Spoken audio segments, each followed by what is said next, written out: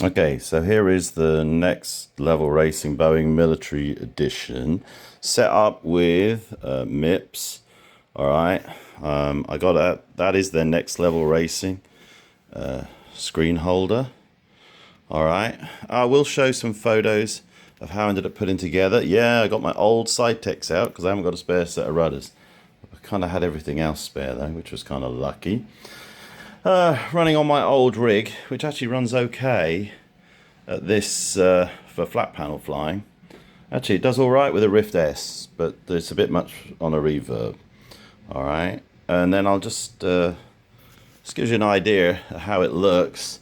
I've actually messed around. That's not quite how I actually fly, and there will be a video at the end of this showing me actually using it and how I use the MIPS now. All right, now this Next Level Racing thing will move. So let's just do this. And we'll just slide it out of the way. All right, just so you can see. So this is actually the joystick clamp mount. And it just so happens that it takes a bit of 4080. I don't know whether that was intentional, but it works quite well. So my MIPS is actually mounted on that. All right, now I've used this cross member. The only thing I do need is I need a piece of plastic 3D printed, but my buddy's using his 3D printers for work right now, so I'm waiting to get that. It's a center desk mount, clamped. This has been reduced by a couple of inches.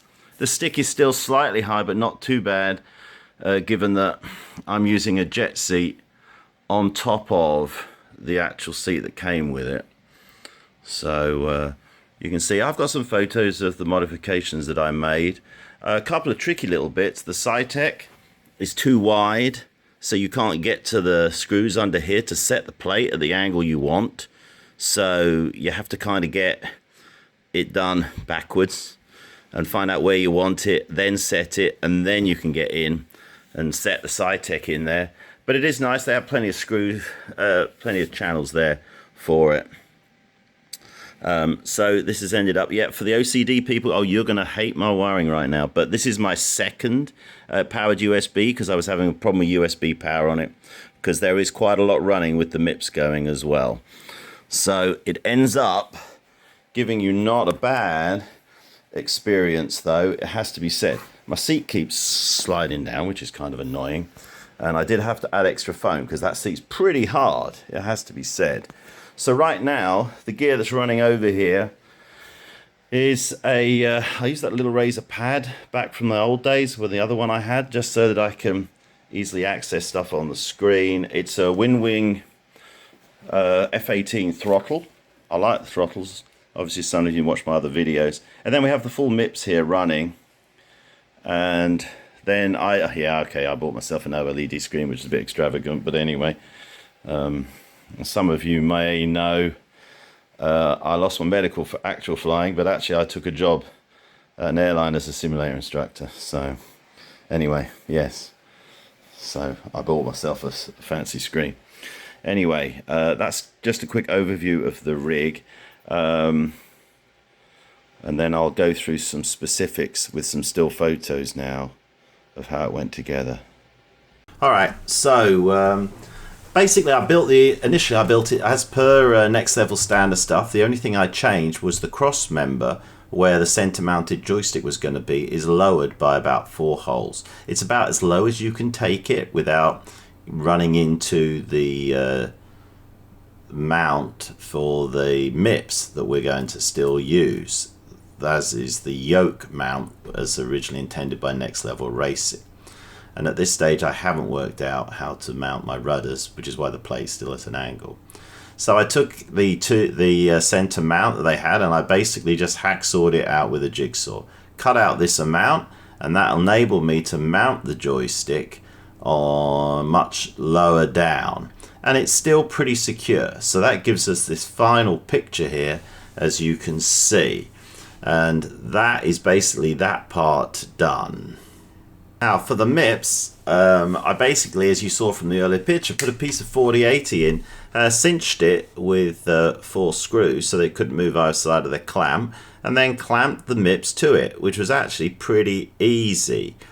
you can actually angle it as required, and I'll put a quick picture of that up now so that you can see it. So this is the base of the joystick mount.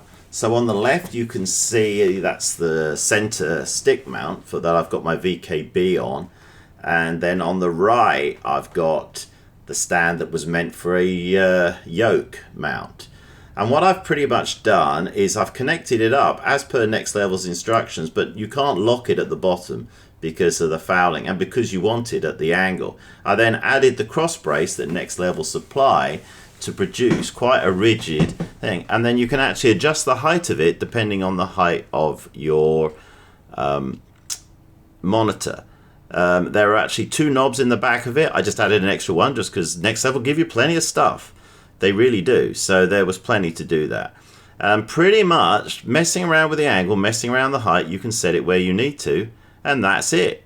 It's built with... Okay, so here we are in the F-18 with the MIPS running. Alright, using track IR. Yeah, which I'm sure what most flat panel people probably do.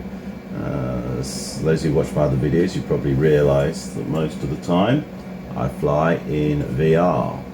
So this is a little training mission. So I'm just going to show you kind of how I found the best way to use MIPS for me. I mean, obviously your mileage may vary. All right, this mission is unlimited weapons and unlimited fuel, and it's really just about practice for intercepts, for air-to-air. So we'll go ahead. I know that roughly these guys are going to be somewhere over here. Alright, and obviously I will edit the video down and get rid of the big pauses and stuff for you. So while we're at it though, right at the beginning here, obviously you can see the MIPS running. Now for me, if I look down to use the MIPS, you can see I lose all of my screen. Alright, or rather all of my view in the outside of the cockpit. So pretty much you could very easily go crashing into the ground, as those who watched my previous video will have seen me do. So my solution to this has been to freeze track IR. So all I do is I have a button for that freeze on my joystick, and now I freeze it in about the right position, so I keep most of it. And now I can look down, I can work the radar and hope that shouldn't go crashing into the ground now. Now this mission's been a little bit unstable, so I've had to remove some mods, and we'll see what happens. Alright, so here we are, and as you can see, I mean basically everything is reflected from outside. Now I quite like to do this and go into attitude hold. If I come off freeze, we can look and see that we're just reflecting what's in there, and obviously I now have the view, but if I go up here I can go back and I can freeze it again, and there we are. So I don't need 140 because I know roughly where they are. It's a bit of a cheat, right? It's just a demo just to see. So when I'm running the radar, I'm basically with frozen outside, so I keep my horizon up there and everything, and I can look at the MIPS and use them like you would in the plane. And if I need to do anything else, like this intercept and combat, then I unfreeze, which is literally the touch of a button, and there you go. Now trying to get exactly the same spot, you know, it depends how much you want to lose.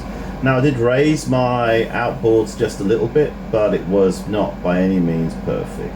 So my plan will be, actually we're just going to make a quick intercept on one. I read that as a double click, which is annoying, but you know what, whatever. I'm going to run in, I'll Fox 3 on one of them, and then the other one I'm going to get the attitude hold now. Don't really want that, not really makes much difference. So we're just going to run in. It's interesting. It's got RWR from them. I kind of like the new screen that they put down the bottom here with the aspect and everything on it. Come a little bit further left. And I'll shoot quite early, just focus. All right, and then let's have a look. There's the brightness. Okay, so right now we've got the right hand of a pair, so I can just see them.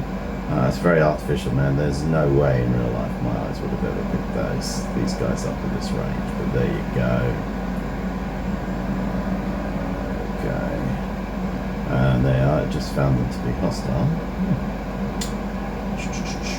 So what I'm going to do is I'm going to shoot the right hand one, and then I'll just padlock with my eyes the left hand one, and then we'll just try and go and kill him afterwards with a Fox 2. So at the moment, as you see, I can move my head around. You can probably see that on the screen, and obviously it doesn't make any difference because track IR is frozen. Alright, Fox 3 there, going away. I'll come right just a little bit. Okay, but I want to keep that other guy in my view now. Alright, 13 miles. Let's see what this guy does as the missile gets towards him. It's a full track lock, so you should know it's coming. But we're going to leave it on full track lock. Okay, he's diving down. Missile's got 3, 2, 1. Says lost. That might be problematic. And there it goes. Where'd the other one go? Ooh, I lost him. Shoot, I took my... Oh, there he is. I think, yep, there he is. So now we've got a lock on him. Alright, I don't want to let's keep turning around. Oh, what's he doing? There he goes. Alright, and then I can disconnect my track IR. And now I can just do a normal turn behind him. Kind of a crappy job, actually, Andrew. But hey, you get my drift, alright?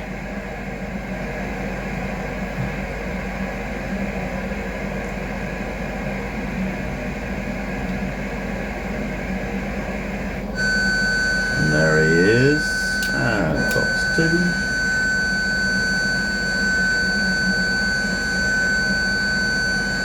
And there goes the other one. Anyway, so basically, by messing around, I can lock it or unlock it as I need to, depending what's going on. Now, what else? You can't see it from my point of view. The screens are almost, they're not quite perfect, but they're close. I wish I could raise these another ½ inch to an inch above to get them in the perfect position, but that seems to be impossible with the clamps. I'm going to still work on that. But other than that, they're pretty good if you're going to do this sort of, if you want to do flat panel flying and you like the F-18, then yeah, they're good. You know, I like them for that. Alright, I hope you find that helpful. Alright, cheers.